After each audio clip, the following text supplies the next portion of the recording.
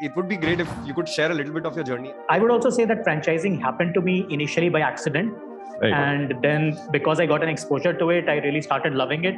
And now I have been working in the franchising space for more than a decade with UClean. And before that also, I have founded another brand, which was again predominantly in the franchising space. Yep. So after graduating from IIT, I worked for a year with this company called ZS Associates. I was working out their Pune office, and I was basically a data analyst. So used to do a lot of number crunching and then feed that data to my manager who was living in the US. And then that manager would feed it to the principal would feed it to the client. So when we were at IIT, consulting for us was all about the opportunity to interact with the client directly. But those dreams of having a client-facing role were shattered when I started with ZS Associates, and I realized that between me and the client, there is itself a very big layer of my senior reporting managers. And when I look at it in hindsight, it was the right decision. But at that point in time, because I was young and I was naive, I thought that I am someone who should be interacting with the client directly and not through multiple layers. So I worked there for close to a year, and I got really frustrated. So I exited ZS Associates one day on a whim. And then I started looking for opportunities. And at that point in time, someone advised me that eventually, what do you want to do? So I had the lofty dream of going to a Harvard or a Stanford for my MBA program. So my senior from my hostel, he advised that if you want to go to a Harvard or Stanford, you need to have a very strong social sector story. So then I started fishing around for jobs in the social sector. And I came across this Mumbai-based not-for-profit consulting firm called TechnoServe. And TechnoServe basically worked with companies like Cargill, companies like Bunge, and tried to connect them directly to the farmers so that the middle layer of Artiya is removed and the profit goes directly to the farmers. So I worked there, and fortunately, when I was working there, the last project that I worked on was an India market entry project, where I worked with a company called Vita Coco.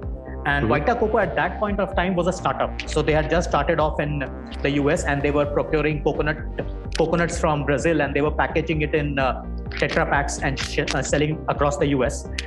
Today, Vita Coco is a publicly listed company listed on the New York Stock Exchange. But I was very lucky because they were just starting up. So the founder was talking to me directly, helping me understand. The main objective was to tie up with farmers in India, coconut farmers in India, and procure directly from India. And not have a layer of middlemen in between. So that project, I worked for close to 4 months. And during those 4 months, I got a lot of insights into how founders think, what does new market entry entail, what are the things that you should research for, what are the potential challenges. And I really enjoyed it. But I worked at TechnoServe for close to 12 months at a salary which was less than 50% of what I was drawing at my first job. So my bank balance had gone dry. I was borrowing money from my friends and classmates. So that's when I got frustrated. I left the company again on a whim, and then I started thinking about what to do next. The next idea that I started thinking was that market entry consulting could be something that could be very exciting. You get to interact with a lot of people. You get to know about cultures. You get to know about how founders are thinking. And that's when I started a company called Frank Global. I was fortunate. I was invested on day one by this company called Franchise India, which is today Asia's largest franchising company. And the founder of Franchise India, Gaurav Maria, he really liked the idea of what I was trying to propose.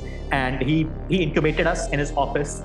And we were very lucky. The first project that we got was working with Harley Davidson and helping them set up their assembly level plant in Manesar. And that became a very big testimonial, which we started showing to other prospective clients. And then over the next 5 years, we worked with a lot of companies, predominantly in the franchising space.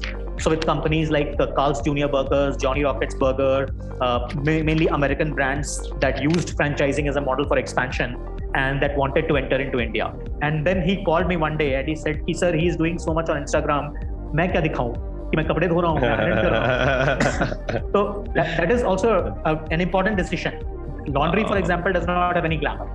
Yeah, I was actually thinking of this. I was about to ask this question, but you brought it out.